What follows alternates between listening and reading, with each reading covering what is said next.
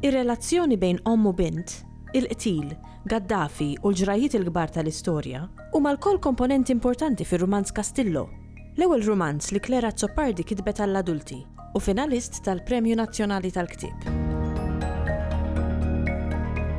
Castillo huwa spettur li ħolqitu Katie Penza. Huwa wieħed mill-protagonisti ta' dan il-romanz tiegħi, l-ewwel romanz li ktibt ħareġ qisu sena u nofs ilu issa.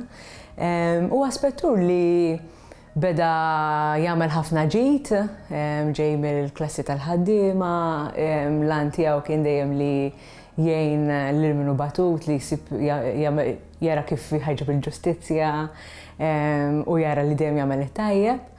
U ftit din il-kittieba Katie Penza li kienet qed tikteb ir-romanzi dwaru tiddeċidi li dan ma jibqax spettur tajjeb, bil-mod il-poter jibda tila l-rasu, jibda jħoss li wasal il-moment li jsir kummissarju, u ftit ma jibqax iġib ruħu tajjeb man-nies, jibda jsir iktar dejjem korrott, jibda jinxtara, eccetera, eccetera. Imma dawn huma romanzi ġo romanz ikbar. Jiġifieri Katie Penza hija l-kittieba fir-romanz Castillo, il-kittieba li tikteb ir-romanz polizzjesk, ivvintat lil dan l-ispettur, u fir-romanz hemm il-biċċiet differenti ta' romanzi differenti. Imma ir-romanz mhux dwar hekk biss, fil-verità ir-romanz huwa dwar relazzjonijiet differenti bejn pereżempju Amanda u omma. Amanda għandha fuq 30 sena, għadha kif saret hija friska, allura wkoll qed naraw ir-relazzjoni bejna bħala żgħira u t-tifla tagħha Clarissa, u r-relazzjoni ma' omma li telqitha meta kellha 7 snin. Mela din Amanda kważi nistgħu ngħidu rabbiha missiera, u omma telqet għal raġunijiet tagħha li Amanda qatt ma saret taf, u fil-fatt ir-romanz jitlaq minn hemm Amanda kbira tmur tħabbat fuq il-bib ta' omma, għandha ħafna mistoqsijiet u titloba twieġeb jew timmaġina ħanejdu hekk u tittama li tweġbilha ħafna mill-mistoqsijiet tagħha. Il-mama ħallitni mal-papa u r-ritratti ta' fuq it-tavolina fis-6 ta' Jannar tal-1987. Kellhom jgħaddu 25 sena biex immur nħabtilha l-bib fi triq kromp il-baħar, il-Gargur. Is-Sinjura Barbara? Iva. Is-Sinjura Emma Barbara? Iva. Jien Amanda. M'intix tarafni? Amanda? Amanda. Amanda tiegħi? Ruħi, Amanda kemm kbirt? Għaddew ftit snin, għaddew ftit mhux ħażin. Bagħad ħares lejja lejn kull linja fuq wiċċi qisha kienet qed tipprova taraf xi waħda minnhom. F'dik il-kesħa u s-sikta tal-Gargur f'Jannar ħallejta tellajda l-leminija u tmiss li wiċċi bħal xi ħadd nieqes mid-dawl. Isu mhux ċert jekk dak li qed imiss kienx tassew wiġġ binta. Se nibqgħu fuq l-għadba fil-ksieħ. Jien imdorrija fil-ksieħ ma dak kien skit ieħor skit skomdu u jien ma kontx naf kif kelli nġib ruħi.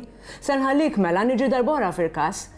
Meta ħajr niġi fil-ħodu forsi, le tħolli tħolla jisax għax hawn il-bartu kemm kesaħda l-aħħar hux, kemm kbirt Amanda. Tarax it-taqlib taw l-imbarazz u għaw ġen ħanin għax jisilu ftit ma nisbarazza, propja kont dejn nisbarazza ta' ma jien kollox bil-mod u għaw wis minn tixtara. Skużani ta' dabta ġewwa naf kif jien propjament, mhux sandew mek tibżax Sinjura Barbara. Jiena Emma. Għax kif taqbad tajda l-kelma ma? Kif tispellija? Ma, mama, Emma. Hemm ukoll l-isfond politiku fir-romanz Castillo. L-isfond huwa t-tmeninijiet, meta jien kont għadni żgħira fil-verità.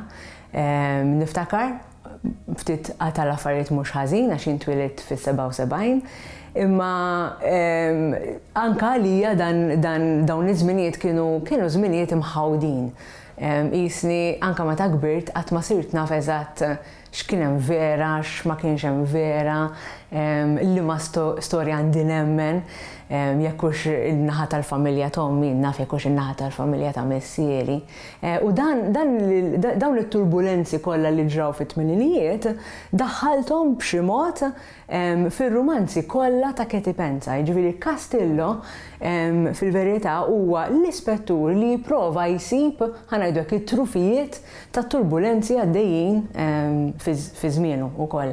U mbagħad naturalment jibqa' dejjem sal-lum, il-preżent tar-rumanz huwa fl-2011. Mela Amanda isa kważi jien li trabbit fit-tmeninijiet u anka mhux qed biss qed tfittex il-mistoqsijiet għaliex telqet omma, imma anke tfittex mistoqsijiet dwar il-politika ta' żmienha u jekk qed tipprova tara jekk tistax jiġu mwieġba.